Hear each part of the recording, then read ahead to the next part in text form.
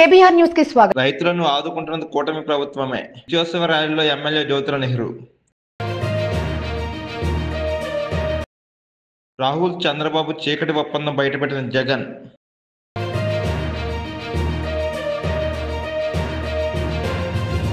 పులివెందుల ఎన్నికలపై Avinash Reddy shocking comments.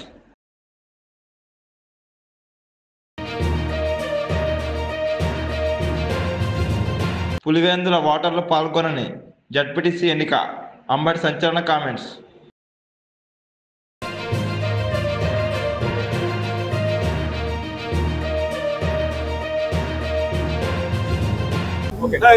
రాష్ట్రంలో కూటమి ప్రభుత్వం ఏదైతే రైతు సంక్షేమాన్ని దృష్టిలో పెట్టుకుని కేంద్ర రాష్ట్ర ప్రభుత్వాలు కలిసి 20,000 రూపాయల అన్నదాత సుఖీభవ అనే కార్యక్రమాన్ని అమలు చేస్తానందో దాన్ని తూచా తప్పకుండా 3 విడతలుగా ఈ కార్యక్రమాన్ని తీసుకుని ఈనాడు అమలు చేసినటువంటి పరిస్థితి. ప్రతి రైతు ఖాతాలోని కూడా ఇవాళ పెట్టుబడి రోజుల్లో సుమారు ఫస్ట్ విడతగా 7,000 రూపాయలు పడ్డాం. మళ్ళీ నెక్స్ట్ మంత్లో 7,000 రూపాయలు, మళ్ళీ నెక్స్ట్ మంత్లో 7,000 రూపాయలు, 6,000 రూపాయలు, వరిసి 20,000 రూపాయలు కూడా 3 దఫాలుగా ఇవ్వడం. అంటే రైతు పెట్టుబడికి అందుబాటులోకి వచ్చేటటువంటి విధానంలో ఇందులో ప్రత్యేకత ఎవరైతే కౌలు రైతులు ఉన్నారో ఆ కౌలు రైతులకు కూడా వేసేటటువంటి కార్యక్రమాన్ని వాళ్ళు తీసుకున్నటువంటి పరిస్థితి ఉంది. అది నిజమైనటువంటి స్వచ్ఛమైనటువంటి రైతాంగ ప్రభుత్వాన్ని చెప్పడానికి ఇది ఒక నిదర్శనం. అంతేకాకుండా ఇవాళ మారినటువంటి వ్యవసాయ విధానానికి అనుగుణంగా డ్రోన్ల దగ్గర నుంచి యాంత్రీకరణ విధానాన్ని అన్నిటినీ కూడా యంత్రాల ద్వారా వ్యవసాయం చేసి రైతు తక్కువ పెట్టుబడితో ఎక్కువ లబ్ధి పొందేటటువంటి విధానంలో సాగాలనేటటువంటి ఆలోచనతో గత 2014 నుంచి 19 వరకు అమలు చేసినటువంటి పరిస్థితి ఉంది. సబ్సిడీ మీద యంత్ర సౌకర్యాన్ని రైతాంగానికి అందించినటువంటి పరిస్థితి ఉంది. మళ్ళీ ఈరోజు గత ప్రభుత్వం మర్చిపోతే మళ్ళీ ఈరోజు ఈ కూటమి ప్రభుత్వం చంద్రబాబు నాయుడు గారి యొక్క నాయకత్వంలో యాంత్రీకరణ విధానాన్ని సబ్సిడీ మీద అందివ్వడమే కాకుండా డ్రిప్ ఇరిగేషన్ 90% సబ్సిడీ మీద ఇస్తున్నటువంటి పరిస్థితి ఉంది. ఇది నిజమైనటువంటి రైతాంగ సంక్షేమ ప్రభుత్వం అని చెప్పుకోవడానికి గర్వంగా చెప్పుకోగలుగుతున్నాం మేము. ఆ సందర్భంగా పురస్కరించుకొని జగ్గంపేట నియోజకవర్గంలో ఉన్నటువంటి రైతాంగ సోదరులు ఇవాళ కలిసికట్టుగా అందరూ కూడా వచ్చి రైతు సంఘీభావాన్ని ఈ కూటమి ప్రభుత్వానికి తెలియజేయాలి అనేటటువంటి ఆలోచనతో ఈ రైతు ర్యాలీని ట్రాక్టర్ల ద్వారా పెట్టడం జరిగింది. గతంలో అయితే మనం ఎడ్ల బండ్ల ద్వారా ర్యాలీ చేసేవాళ్ళం. రైతాంగం సింబాలిక్గా మారినటువంటి పరిస్థితులకు అనుగుణంగా ఇవాళ ట్రాక్టర్ తోటే వ్యవసాయం చేస్తున్నాం కాబట్టి ట్రాక్టర్లు సింబాలిక్గా పెట్టుకుని రైతాంగం అంతా కూడా రోడ్డు మీదకి వచ్చి ఇవాళ అనూహ్యమైనటువంటి పరిస్థితుల్లో తీవ్రమైనటువంటి వర్షం పడినా సరే ఎక్కడ ఆకుండా ఈ కార్యక్రమాన్ని జయప్రదం చేసినందుకు జగ్గంపేట నియోజకవర్గ రైతాంగ సోదరులందరికీ మరి వారు తెలిపినటువంటి కృతజ్ఞతలకి మా బాధ్యతగా మేము కూడా వారికి హృదయపూర్వకంగా అభినందనలు తెలియజేసుకుంటున్నాం.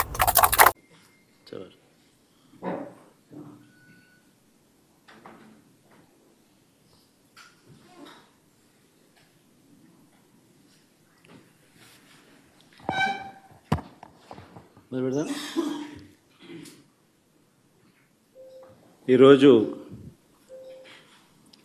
రాష్ట్రంలో ప్రజాస్వామ్యం అన్నది కనపడడం లేదు. ప్రజాస్వామ్యం పూర్తిగా లేని పరిస్థితి రాష్ట్రంలో ఉంది అని చెప్పడానికి నిన్న జరిగిన ఎన్నికలే ప్రత్యక్ష ఉదాహరణ. నా పక్కన ఇటువైపున అటువైపున ఉన్న వాళ్ళు ఇద్దరు జెడ్పీటీసీ కంటెస్టెడ్ క్యాండిడేట్స్. నా కుడివైపున హేమంత్ పులివెందుల జెడ్పీటీసీ పులివెందుల రూరల్ మండలానికి జెడ్పీటీసీ కంటెస్టెడ్ క్యాండిడేట్. ఇటుపక్కన సుబ్బారెడ్డి ఒంటిమిట్ట జెడ్పీటీసీ స్థానానికి కంటెస్టెడ్ క్యాండిడేట్.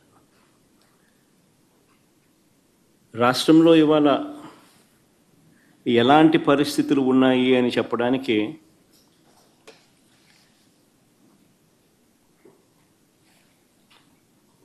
నిజంగా ఈ 2 ఎలక్షన్లు ఒక ఉదాహరణ. అసలు మొట్టమొదటిసారిగా బహుశా రాష్ట్ర చరిత్రలో ఎప్పుడు జరిగి ఉండదేమో బూతుల్లో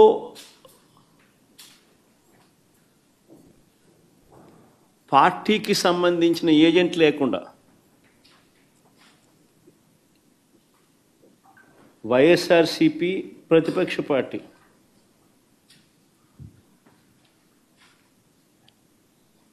పులివెందుల రూరల్లో జరిగిన జెడ్పీటీసీ స్థానానికి జరిగిన ఎన్నికల్లో 15 బూతుల్లో ఉన్న 15 బూతులకు ఎన్నిక జరిగి రూరల్ మండలంలో 10,600 ఓట్లకు సంబంధించిన ఎన్నిక. ఆశ్చర్యం ఏమిటంటే బూతుల్లో వైఎస్ఆర్సీపీ ఏజెంట్ లేడు. వైఎస్ఆర్సీపీకి సంబంధించిన ఏజెంట్ బూత్లో కూర్చోకుండా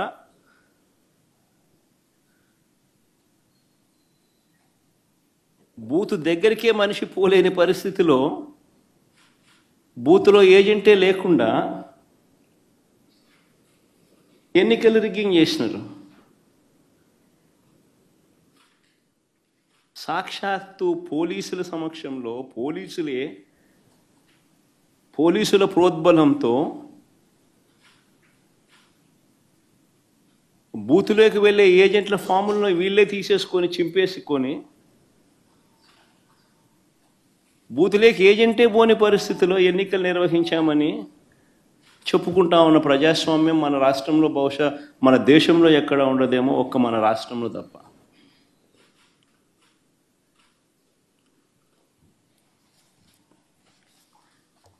అసలు ఎన్నికల్లో బూత్ ఏజెంట్కు సంబంధించిన విధులు, బాధ్యతలు, హక్కులు ఏమిటి తెలుసా?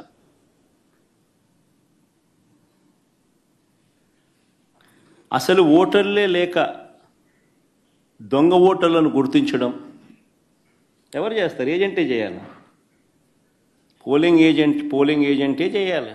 బూత్లో ఉన్న పోలింగ్ ఏజెంటే ఆయనకు సంబంధించిన విధులు, బాధ్యతలు, హక్కులు ఏమిటి అని అంటే అసలు ఓటర్లా లేక దొంగ ఓటర్లా అని గుర్తించడం, ఓటర్ల జాబితాను తనిఖీ చేయడం, అక్రమాలు, బెదిరింపులు, ప్రలోభాలు పెట్టడాలు, ఫేక్ ఓటర్లు ఉంటే వాటిపై అక్కడే ఉన్న ప్రిసీడింగ్ అధికారికి వెంటనే చెప్పి వాటిపై ఫిర్యాదులను అధికారికంగా నమోదు చేయడం, ఇవన్నీ పోలింగ్ ఏజెంట్ బాధ్యతలు. ఇవే వివరాలు పార్టీకి కూడా తెలియజేయడం.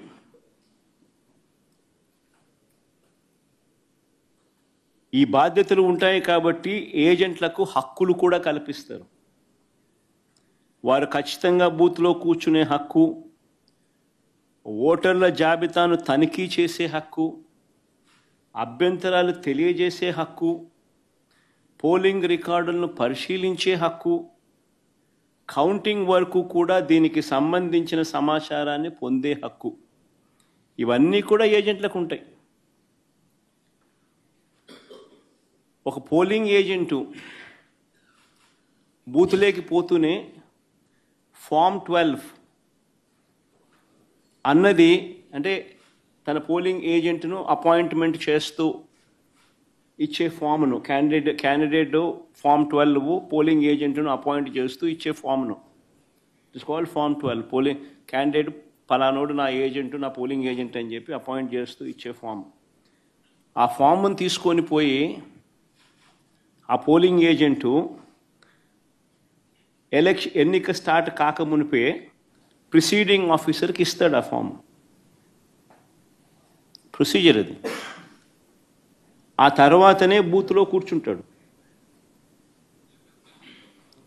మా ఏజెంట్ల నుంచి ఈ ఫాములను నిన్న టీడీపీ వాళ్ళు పోలీసులు దగ్గరుండి లాక్కోవడము, చింపేసేయడము.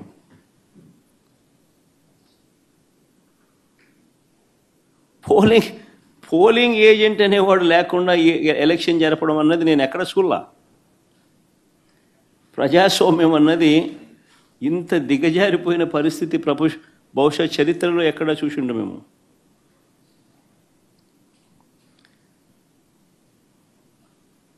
ఓటర్ వచ్చి తన పేరు చెప్పిన తర్వాత, ఓటర్ మామూలుగా ఎన్నికల్లో పోలింగ్ రూమ్లోకి వచ్చిన తర్వాత యూజువలీ ఆ ఓటరు తన పేరు చెప్తాడు గట్టిగా. చెప్పిన తర్వాత పోలింగ్ ఆఫీసర్ రిజిస్టర్లో తన వేలిముద్ర కానీ తన సంతకం కానీ తీసుకుంటాడు. ఆ ఓటర్కు సంబంధించిన సమాచారాన్ని తాను పోలింగ్ ఆఫీసర్ ఆ రిజిస్టర్లో వేలిముద్ర అన్న, ఓటర్ వేలిముద్ర అన్న, వేలిముద్ర లేదా సంతకం అన్న తీసుకుంటాడు రిజిస్టర్లో. ఈ రిజిస్టర్ నింపేది పోలింగ్ ఆఫీసర్, కానీ తనిఖీ చేసేది ఏజెంట్. అవసరమైతే తాను అభ్యంతరం చెప్తాడు. ఇది ప్రొసీజర్. పోలింగ్ ముగిసిన తర్వాత, అయిపోయిన తర్వాత ఫామ్ 32 అని ఉంటుంది. ఫామ్ 32ను నింపి ఆ బూత్లో ఎన్ని ఓట్లు వచ్చాయి అన్నదాన్ని రికార్డు చేస్తారు. బూత్లో ఉండే అధికారి ఆ రికార్డును ఏజెంట్కు ఇవ్వాల్సి ఉంటుంది. అంతేకాకుండా ఏజెంట్ నుంచి ఒక రిసిప్ట్ కూడా తీసుకుంటాడు ఆ ప్రిసీడింగ్ ఆఫీసర్. ఆ రికార్డుతో ఈ రిసిప్ట్ను కూడా జత చేయాలి.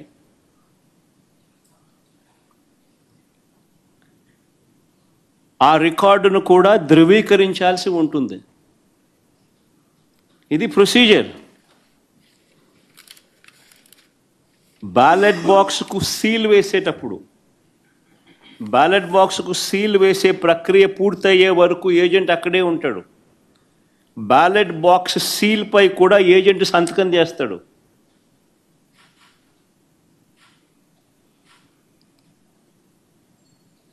బ్యాలెట్ బాక్స్కి సంబంధించి సీల్పై కూడా ఏజెంట్ సంతకం తీసుకుంటారు. మరి నేను అడుగుతా ఉన్నా, మళ్ళీ ఇవన్నీ జరిగాయా అని అడుగుతా ఉన్నా.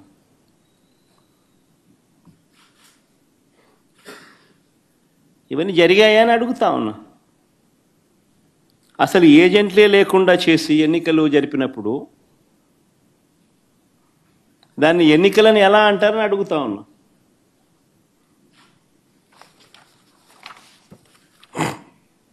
నిజంగా డెమోక్రసీలో ఉన్న ప్రతి ఒక్కరూ కూడా దీని గురించి ప్రశ్నించకపోతే, దీని గన ప్రజాస్వామ్యాన్ని కాపాడుకోలేకపోతే, గొంతు విప్పకపోతే ప్రజాస్వామ్యం ఇంకా బతకదు. అధికారంలో ఉన్న పార్టీ ఈ మాదిరిగా ఎన్నికలు నిర్వహిస్తే ఎన్నికలు అన్నది ఇంకా హాస్యాస్పదమే అవుతాయి. ఎన్నికలు పెట్టాల్సిన ఎన్నికలు ఇంకా ఏం జరపాల్సిన పనులా, ఇంకా మన ఇష్టం గుద్దుకోవడమే. కానీ ఎన్నిక అని చెప్పి చెప్పాల్సిన పని కూడా. రాష్ట్రంలో ముఖ్యమంత్రి స్థానంలో ఉన్న చంద్రబాబు నాయుడు గారు నిజంగా అందరికన్నా బాధ, అన్నిటికన్నా బాధ ఆయనతో చేతులు కలిపి అంటగాగుతా ఉన్న తన ఎల్లో మీడియా.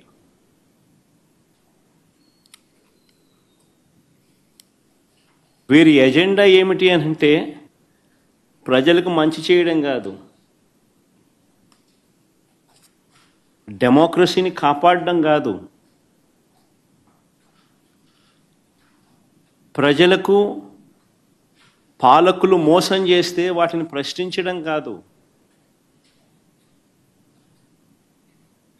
దోచుకో పంచుకో తినుకోలో అందరూ భాగస్వాములు కావడం.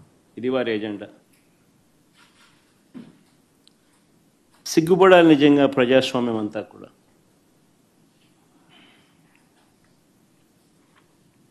ఈరోజు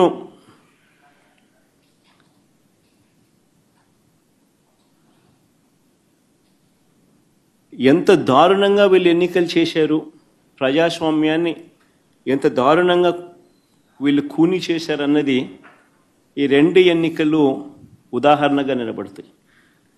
నేను కొన్ని సన్నివేశాలు చెప్పుకుంటూ పోతాను. సో దట్ అసలు ఎన్నిక అనేది ఎలా జరిగింది అన్నది కూడా రాష్ట్ర ప్రజలందరికీ కూడా అవగాహన అన్నది వస్తుంది. బందిపోటు దొంగలు ఉంటారు చూసినారా, డెకాయిట్స్.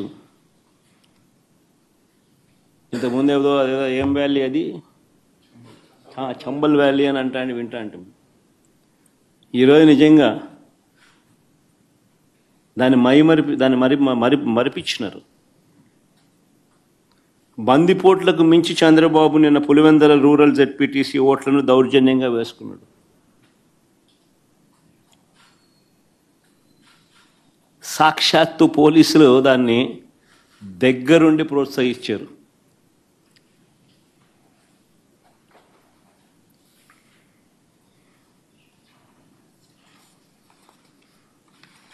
నేను చంద్రబాబు గారిని ఛాలెంజ్ చేస్తా ఉన్నా, అయ్యా చంద్రబాబు గారు, మీ పరిపాలన మీద నీకు నమ్మకం ఉంటే, మీరు మంచి చేశారు ప్రజలకు అన్న విశ్వాసం మీలో ఉంటే, ప్రజలు మీకు ఓటు వేస్తారు అన్న నమ్మకం మీకుంటే,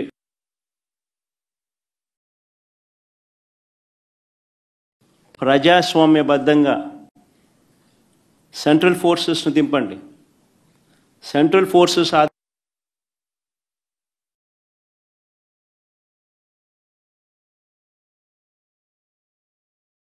ప్రజాస్వామ్యబద్ధంగా ఎన్నికలు జరిపించండి. నీకు ఆ నమ్మకం లేదు కాబట్టి, మీరు ప్రజలకు చేసిన మంచి ఏది లేదు కాబట్టి, సూపర్ 6, సూపర్ 7 అన్నింటా మీరు మోసమే చేశారు కాబట్టి, మీ పాలన అంతా కూడా రాక్షస పాలన కాబట్టి, ప్రజలు మీకు ఓట్లేసే పరిస్థితి లేదు కాబట్టి, ఇంత విచ్చలవిడిగా ప్రజాస్వామ్యాన్ని కూని చేస్తూ ఉన్నారు. నేను అడుగుతా ఉన్న చంద్రబాబు నాయుడును, ప్రతి బూతుకు సంబంధించిన వెబ్ కాస్టింగ్ను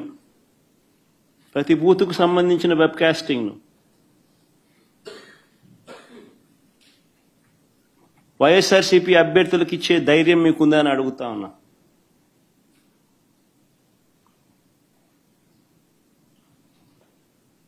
పోలింగ్ బూత్ ఆవరణల్లో సీసీ ఫుటేజ్ను ఇచ్చే ధైర్యం మీకుందా అని అడుగుతా ఉన్నా.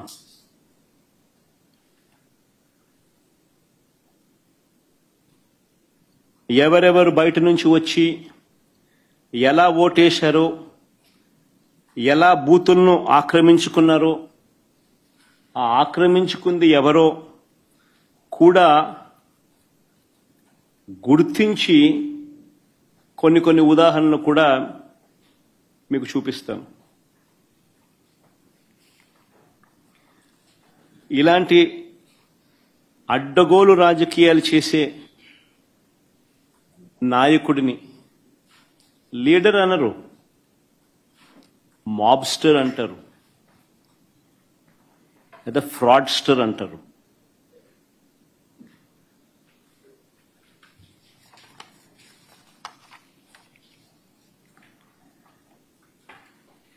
ఉదాహరణ నేను చెప్తాను, ఎంత దారుణంగా ఈ మోసము. వందల మంది ప్రతి బూత్ దగ్గర తెలుగుదేశం పార్టీ కార్యకర్తలు ఇతర నియోజకవర్గాల నుంచి వచ్చిన వాళ్ళు ఉండి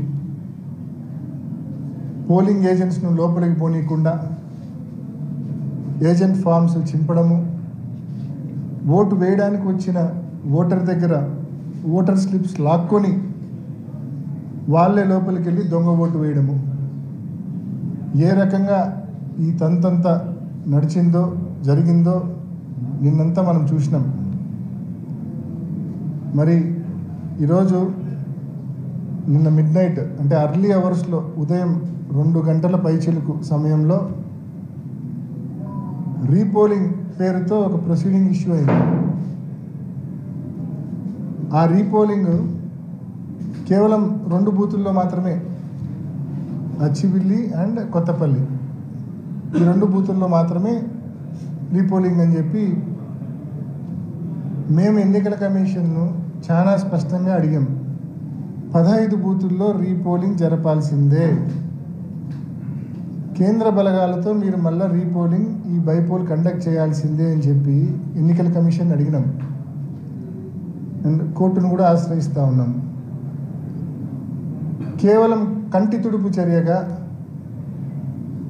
దొంగోట్లు పడినాయి ఆ 2 చోట్ల అని చెప్పి రీపోల్ కండక్ట్ చేయడం అనేది ఎన్నికల కమిషను కోర్టుకు చెప్పడానికి ఒక కారణంగా చూపించేదానికే పెట్టినట్టు మాకు అనిపిస్తూ ఉంది. దీంట్లో ఎటువంటి శాంటిటీ లేదు. ఎందుకంటే ఇట్ ఈస్ క్రిస్టల్ క్లియర్. 15కు 15